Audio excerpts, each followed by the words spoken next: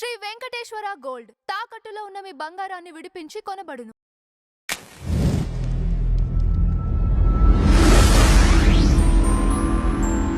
Sir super star Krishna గారి family నుంచి వచ్చిన మరో యంగ్ హీరో మూవీ రిలీజ్ అయింది సార్. ప్రేక్షకుల్ని ఆకట్టుకుందా లేదా? ఎందుకంటే ఆ లెగసీని ఇతను కంటిన్యూ చేస్తాడా లేదా? అజయ్ భూపతి డైరెక్షన్లో కృష్ణ గారి మనవడు అంటే పెద్ద కుమారుడి కొడుకు జయకృష్ణ, రమేష్ బాబు గారి అబ్బాయి. అంటే రమేష్ బాబు బాలనటుడిగా తెర మీద కనిపించాడు. రెగ్యులర్గా తెలుసు, అంటే చాలా సినిమాల్లో సీతారామరాజులో కనిపిస్తాడు అతను. ఆ తర్వాత దొంగలకి దొంగ ఇలాంటి సినిమాల్లో కూడా కనిపిస్తాడు. ఆడియన్స్కి ఫ్యాన్స్కి బాగా పరిచయం ఉన్నటువంటి ముఖంగా మారిన తర్వాతే అతన్ని హీరోగా ఇంట్రడ్యూస్ చేశారు. సామ్రాట్ అనే సినిమా, దానికి మొదట ఒక కన్నడ డైరెక్టర్ అని అనుకుని కొంత షూట్ అయిన తర్వాత కాదనుకుని మళ్ళీ వి మధుసూదన్ రావు గారితో చేయించుకున్నారు. ఫైనల్గా ఆ సినిమా రిలీజ్ అయింది. అది ఒక హిందీ రీమేక్. సినిమా సక్సెస్ఫుల్గానే నడిచింది. అయితే ఆయన కెరియర్లో కొన్ని సక్సెస్ సినిమాలు ఉన్నాయి, కానీ కృష్ణ గారిలాగా ఒక సీరియస్ కెరియర్ అయితే నడవలేదు. ఆ తర్వాత ఆ ఫ్యామిలీ నుంచి అలా సీరియస్ కెరియర్ నడిపినవాడు మహేష్ బాబాయ్. రమేష్ బాబు గారు మహేష్ బాబుతో ఒకటి రెండు సినిమాలు ప్రొడ్యూసర్గా చేశాడు. ఆ తర్వాత ఆయన ఇండస్ట్రీకి కొంత దూరంగానే ఉంటూ వచ్చాడు. తర్వాత ఆయన ఈ మధ్య కాలం చేశారు. వాళ్ళ అబ్బాయిని ఇప్పుడు హీరోగా ఇంట్రడ్యూస్ చేశారు. ఈ ఇంట్రడ్యూస్ చేయటం అంటే మహేష్ బాబుని ఎవరైతే ఇంట్రడ్యూస్ చేశారో హీరోగా, అతను కూడా చైల్డ్ ఆర్టిస్ట్గా చాలా పాపులరే.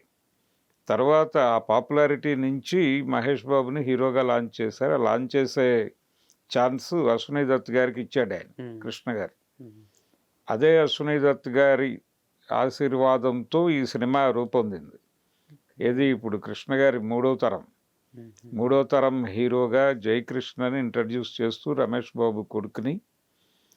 ఆ సినిమా శ్రీనివాస్ మంగాపురం అనే టైటిలు. ఆ సినిమా అజయ్ భూపతి డైరెక్టరు. అది అశ్విని దత్ గారి సమర్పణలో వచ్చింది. అది ఒక కోయిన్సిడెన్స్, వాంటెడ్గానే చేసినట్టున్నారు. తర్వాత కృష్ణ గారి పట్ల అభిమానం ఉన్నటువంటి వాళ్ళందరూ ఈ సినిమాకి సహకరించారు తమ తమ పద్ధతుల్లో. అలా తమ్మారెడ్డి భరద్వాజ్ గారు కూడా ఈ సినిమాకి కొంత కంట్రిబ్యూట్ చేశాడు ఆయన. అలా ప్రతి ఒక్కరు, వీళ్ళందరి పేర్లు టైటిల్స్లో కనిపిస్తాయి. ఈ ప్రయాణంలో సినిమా చాలా పద్ధతిగా, అంటే అజయ్ భూపతి అది నిజానికి ఒక లవ్ స్టోరీగానే నడిపాడు, కానీ ఒక హై వోల్టేజ్ యాక్షన్ బ్యాక్డ్రాప్లో నడిచేటువంటి లవ్ స్టోరీగా నడిపాడు. అంటే ఈ తరహా ప్రేమ కథలు మనకి చాలా వచ్చినాయి. అక్కినేని నాగేశ్వరరావు గారు పవిత్ర బంధం ఇలాంటి సినిమాల తాలూకా లైనే, కానీ దానికి ఆయన ఎంచుకున్నటువంటి నేపథ్యం నిలబెట్టింది. అంటే ఆ యాక్షన్ డ్రామా, అలాగే బళ్ళారి తిరుపతి మధ్య జరిగే కథ, ఇప్పటి వరకు తెలుగు తెర మీద రాని ఏరియాలోకి కథను తీసుకెళ్ళి, రొటీన్ కథనే అయినప్పటికీ కూడా ఆయన తీసుకున్న నేపథ్యం రీత్యా ఎంగేజింగ్గా నడపగలిగాడు. అలాగే డైలాగ్స్ కూడా కొన్ని ఏరియాల్లో పంచులు వర్కౌట్ అయినాయి.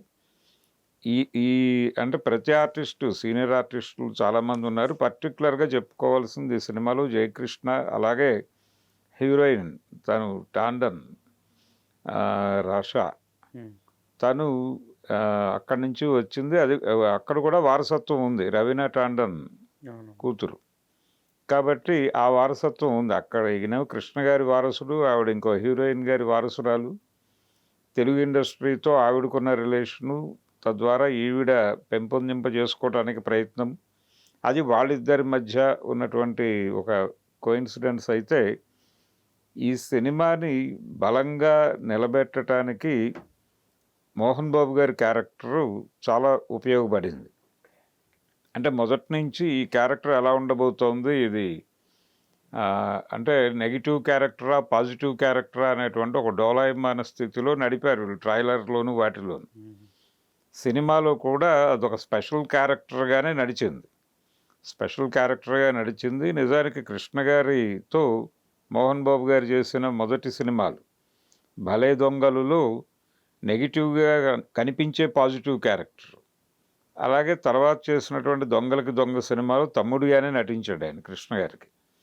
అక్కడి నుంచి ట్రావెల్ ఉంది.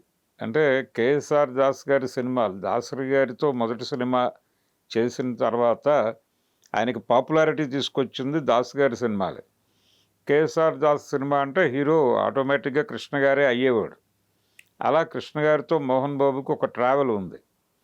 రెగ్యులర్గా ఆయన సినిమాలు అన్నిట్లోనూ విలన్గాను లేకపోతే ఏదో ఒక ప్రత్యేక పాత్రలోనూ కనిపిస్తూ వచ్చాడు ఆయన. ఈ సినిమాలో కూడా ప్రత్యేక పాత్రలో కనిపించాడు. సినిమాని కొంత ఆయన భుజం మీద వేసుకున్నాడు. పెర్ఫార్మెన్స్ వైజు మోహన్ బాబు గారు నిజానికి ఒక బలమైనటువంటి క్యారెక్టర్ ఆర్టిస్ట్ అవసరం. ఆయన మహానటిలో ఎస్వి రంగారావు గారి క్యారెక్టర్ చేశాడు. అలాంటి ఒక అవసరం ఉంది ఇండస్ట్రీకి. ఎస్వి రంగారావు లాంటి వాడు ఒకడు కావాల్సిన సందర్భం ఉంది. ఈయన తిరిగి ఈ సినిమాతో ఆ లోటుని భర్తీ చేయగల కెపాసిటీ ఉంది నాకు అనే హింట్ అయితే ఇచ్చాడు. కాబట్టి ఆఫర్స్ వెల్లువెత్తే అవకాశం ఉంది ఆయనకి. చాలా కథలు ఆయన్ని అంటే గతంలో సత్యనారాయణ గారు కీలకంగా, ఎస్వి రంగారావు గారు కీలకంగా, అంటే హీరో హీరోయిన్స్ ఉంటారు కానీ వీళ్ళు సెంట్రిక్గా కథలు అల్లుకునేవాళ్ళు. అలాంటి కథలు డిజైన్ చేసుకునే రోజులు మళ్ళీ వచ్చినట్టుగా అనిపించింది. లోకల్ మార్కెట్లో ఒక ఇమేజ్ ఉన్నటువంటి ఆర్టిస్టు, సినిమా బరువు మోయగలిగినటువంటి ఆర్టిస్టు తాలూకు అవసరం చాలా ఉంది ఇప్పుడు. అంటే ఒక చిన్న కథని పెద్ద సినిమాగా ప్రొజెక్ట్ చేయడానికి ఇలాంటి వాళ్ళ అవసరం చాలా ఉంది ఇండస్ట్రీకి. ఈ అవసరం ఉన్న టైంలో మోహన్ బాబు ఈ సినిమాలో క్యారెక్టర్ చేయటం అనేది ఇండస్ట్రీకి కూడా కలిసి వచ్చిన అంశం. ఆయన పెర్ఫార్మెన్సు చాలా ఎనర్జెటిక్గా ఉన్నాడు. ఆయన ఆ పాత్ర పరిధి మేరకు తను ఎంత చేయగలడో అంత చేశాడు. తద్వారా చాలా ఎన్హాన్స్ చేశాడు సినిమాని మోహన్ బాబు గారు. మిగిలిన క్యారెక్టర్లు కూడా ప్రతి ఒక్కరూ తమ పాత్రని ఎంజాయ్ చేశారు, చాలా బాగా చేశారు. పర్టికులర్గా నరేష్ క్యారెక్టర్లో కొంత పాత ఆర్టిస్టు చలంగారి పోకడ కనిపిస్తుంది. దాన్ని చాలా ఆకళింపు చేసుకుని చేశాడు. అది ఎంటర్టైన్మెంట్ని డ్రైవ్ చేయటం కోసం డిజైన్ చేసిన క్యారెక్టరు. దాన్ని వంట పట్టించుకుని నటించాడు ఆయన. పైగా ఆయన తన కుటుంబ చిత్రంగా కూడా భావించాడు. దాని తాలూకా పెప్ కూడా యాడ్ చేశాడు సినిమాకి ఆయన. తర్వాత బ్రహ్మాజీ క్యారెక్టరు ఎంటర్టైనింగ్గా నడిచింది. ఇలా హీరోయిన్ ఫాదర్ క్యారెక్టర్లో చేసినటువంటి ఆర్టిస్ట్ తను కూడా తెలుగు ప్రేక్షకులకి బాగా పరిచయం ఉన్న నటుడే, పరభాష నటుడైనప్పటికీ తను కూడా ఆ క్యారెక్టర్ పరిధిలో బాగా వెళ్ళాడు. ఇలా అంటే కథగా చెప్పుకోవడానికి ఏం లేకపోయినా కానీ తెర మీద ఒక ఫ్రెష్నెస్ కొత్తగా అలా డ్రైవ్ చేసుకుంటూ వెళ్ళిపోయాడు. ఎక్కడా లాగులు లేవు, చాలా స్మూత్గా కట్ చేసుకుంటూ వెళ్ళిపోయాడు. ఇబ్బంది పెట్టలేదు ఆడియన్స్ని. అంటే సినిమా పర్పస్ థియేటర్ని ఎంగేజ్ చేయాలి, లేదంటే ఎమోషనలైజ్ చేయాలి, లేదంటే గనక సెంటిమెంటల్ పద్ధతిలో డ్రైవ్ చేయగలగాలి, ఏడిపించగలగాలి, ఆలోచింపజేయగలగాలి.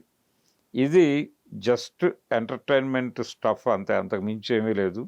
థియేటర్లోకి వెళ్ళినటువంటి ప్రేక్షకుడికి ఏదో కొత్త సిద్ధాంతాలు చెప్పి కొత్త అభిప్రాయాలు కలిగించి అలాంటిదేం కాదు. ఇది routine love story packed with high voltage action episode.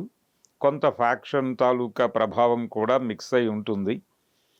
ఆ తరహా కథలు, ఆ తరహా సినిమాలు, కొంచెం లావిష్గా కూడా ఉంది సినిమా. ఖర్చు పెట్టారు భారీగానే. ప్రతి సీన్ని అంటే కాంప్రమైజ్ కాల, ప్రొడక్షన్ వాల్యూస్ బాగున్నాయి. సో లోకల్ మార్కెట్కి ఒక మంచి హీరో దొరికాడు అనే హోప్ అయితే జయకృష్ణ ఇచ్చాడు. తను డైలాగ్ డెలివరీ బాగుంది, పెర్ఫార్మెన్స్ బాగుంది, యాక్షన్ ఎపిసోడ్స్లో చాలా యాక్టివ్గా ఉన్నాడు.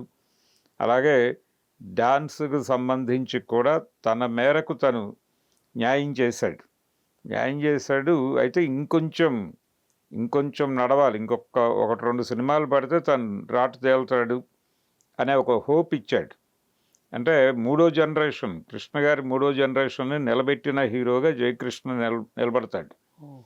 అంటే తను పాన్ ఇండియాకి వెళ్తాడా లేకపోతే వరల్డ్ మార్కెట్కి వెళ్తాడా అనేది నేను చెప్పను, కానీ లోకల్ మార్కెట్లో కొన్ని సరదా కథలకి హీరోల అవసరం ఉంది. ఇప్పుడు ఉన్న హీరోలందరూ పాన్ ఇండియా మార్కెట్ దీనిలో ఉన్నారు, ఆ క్రేజ్లో ఉన్నారు, ఆ తరహా సబ్జెక్టుల గోలలో ఇరుక్కుని ఉన్నారు. కాబట్టి తను లోకల్ మార్కెట్లో నిలబడి గనక సినిమాలు చేయగలిగితే డెఫినెట్గా సక్సెస్ఫుల్ హీరోగా నిలబడే ఛాన్స్ అయితే ఉంది. ఆ తర్వాత కావాలంటే ఆయన లేటర్ కనీసం ఇక్కడ ఒక 10 సినిమాలు చేసిన తర్వాత పాన్ ఇండియా మార్కెట్ గురించి ఆలోచించవచ్చు.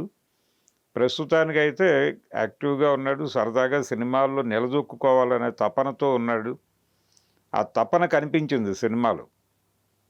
ఉపయోగపడే ఆర్టిస్టే, డైరెక్టర్స్ మెటీరియల్లే. అంటే చెప్పింది జాగ్రత్తగా ఆకలింపు చేసుకుని దాన్ని ఎగ్జిక్యూట్ చేయగలుగుతున్నాడు. కాబట్టి ఇతను ఇండస్ట్రీకి ఇతను కూడా దొరికిన వరమే. మోహన్ బాబు గారు అలాగే జయకృష్ణ వీళ్ళిద్దరిని ఒక రకంగా ఇతన్ని లాంచ్ చేశారు, ఆయన్నేమో రీలాంచ్ చేశారు. ఈ రెండు సక్సెస్ఫుల్గానే జరిగినాయి సినిమాలు. అలాగే హీరోయిన్ని కూడా సక్సెస్ఫుల్గా లాంచ్ చేశారు. తనకు కూడా కొంత తెలుగు సినిమాలతో ట్రావెల్ దొరుకుతుంది ఈ సినిమా నుంచి. ఒక కమర్షియల్ సినిమా ఎలా ఉండాలో, ఏ మీటర్లో ఉండాలో ఆ మీటర్లో సెట్ చేశాడు అజయ్ భూపతి గారు. ఆయన గతంలో కొంత మార్మిక ధోరణులు, అంటే థియేట్రికల్ ఎక్స్పీరియన్స్ అనే పేరుతో కొన్ని ఇతరేతర అంశాలు పట్టుకొచ్చేవాడు. ఈ సినిమాలో అలాంటి ప్రయత్నం చేయలేదు. ఇది టోటల్గా out and out commercial cinema ఫార్మెట్లోనే వెళ్ళాడు. ఇది ఫక్త్ ఫార్ములా సినిమానే. ఫార్ములా సినిమాలు ఎంగేజింగ్గా తీయగలగటం, తెలిసిన కథని థియేటర్లో కూర్చోబెట్టి ప్రేక్షకులకి 100సారో 156సారో చెప్తున్నాం అనుకున్నప్పటికీ ఎంగేజింగ్గా చెప్పగలగటం అనేది గొప్ప విషయం. కమర్షియల్ డైరెక్టర్లు చేయగలిగిన వాళ్ళ టాలెంట్ అదే. ఆ టాలెంట్ అజయ్ భూపతికి పుష్కలంగా ఉంది అనేటువంటి ఒక హోప్ అయితే ఈ సినిమా ఇచ్చింది. సో ఓవరాల్గా చందమామ కథలు అనే బ్యానర్లో వచ్చినటువంటి ఈ సినిమా ఒక సరదా చందమామ కథ లాంటిదే. సరదాగా థియేటర్కి వెళ్ళి చూసి ఎంజాయ్ చేయొచ్చు. కృష్ణ గారి అభిమానులు, అంటే కృష్ణ గారికి అభిమానులే పెట్టని కోట కాబట్టి ఆ ఫ్యాన్ బేస్ ఉంది ఇతనికి. వాళ్ళు మూవ్ ఆన్ అవుతారు సినిమాకి. బయటకు వచ్చిన తర్వాత టాక్ పాజిటివ్గానే ఉంది కాబట్టి డెఫినెట్గా ఇది కమర్షియల్గా వర్కౌట్ అయ్యే సినిమాగా నిలబడుతుంది.